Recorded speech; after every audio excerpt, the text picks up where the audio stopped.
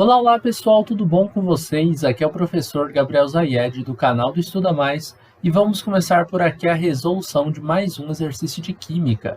Mas antes não esqueça de se inscrever aqui no nosso canal do YouTube e de deixar um like neste vídeo caso você goste do nosso conteúdo.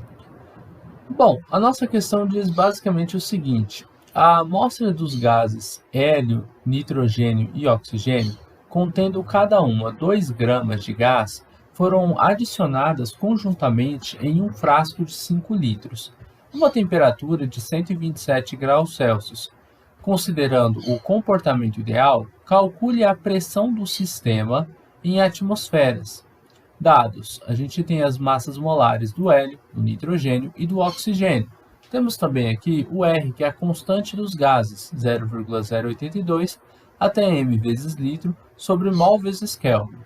Bom, vou colocar aqui do lado os dados que a gente tem. Mas inicialmente, antes de colocar esses dados, eu tenho 3 gases, né? Hélio, nitrogênio e oxigênio. E eu quero saber a pressão do sistema. Essa pressão do sistema é a pressão total que a gente tem dele.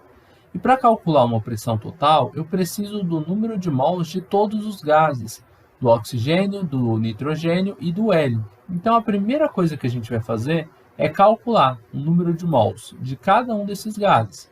Primeiro para o hélio. Como eu tenho uma massa de 2 gramas para cada um dos gases, eu vou ter 2 gramas do hélio. E eu vou dividir essa massa pela massa molar que eu tenho dele, que é de 4 gramas por mol. Então, eu vou ter 2 para dividir por 4 gramas por mol. Bom, grama corta com grama, 2 dividido por 4 vai ser igual a 0,5. Então, o número de mols que eu tenho do hélio é igual a 0,5 mol. O grama cortou com grama, né? Só ficou a unidade de mol mesmo. 0,5 mol de hélio é o que a gente tem aqui. Com relação ao nitrogênio, a gente vai fazer da mesma forma. Eu estou utilizando a fórmula do número de mols, que diz que o número de mols é massa sobre a massa molar. A massa de todos eles são 2 gramas, a própria questão passou para a gente. E as massas molares eu estou consultando aqui embaixo nos dados da própria questão. Então, eu tenho aqui número de mols de nitrogênio, N2, é igual àquela massa de 2 gramas, que vai dividir por 28 gramas por mol.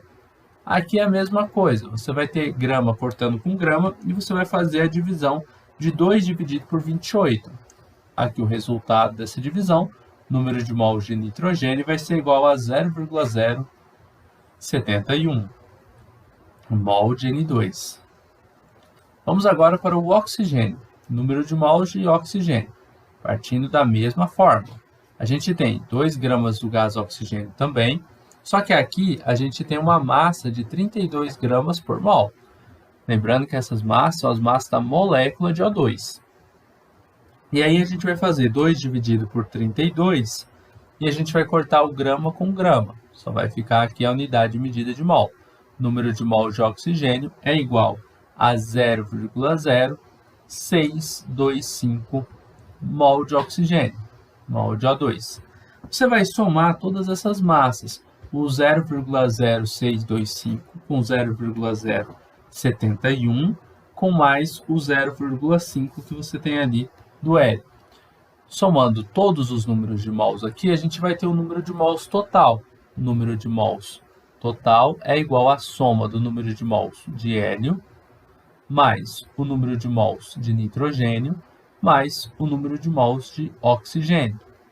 Esse número de mols total que a gente tem aqui é igual a 0,6335 mol.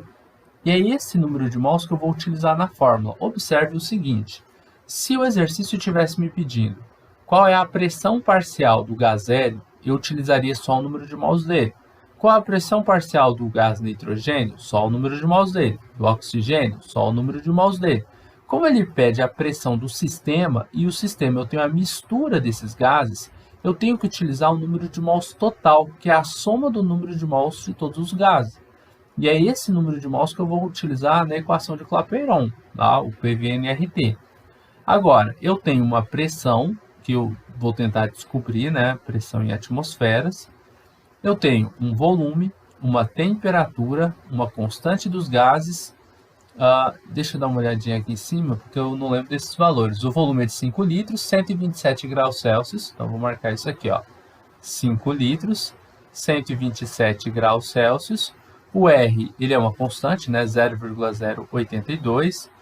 ATM vezes litro sobre mol vezes Kelvin. E temos também o número de mols que a gente já calculou aqui em cima. Então, vamos aplicar na fórmula.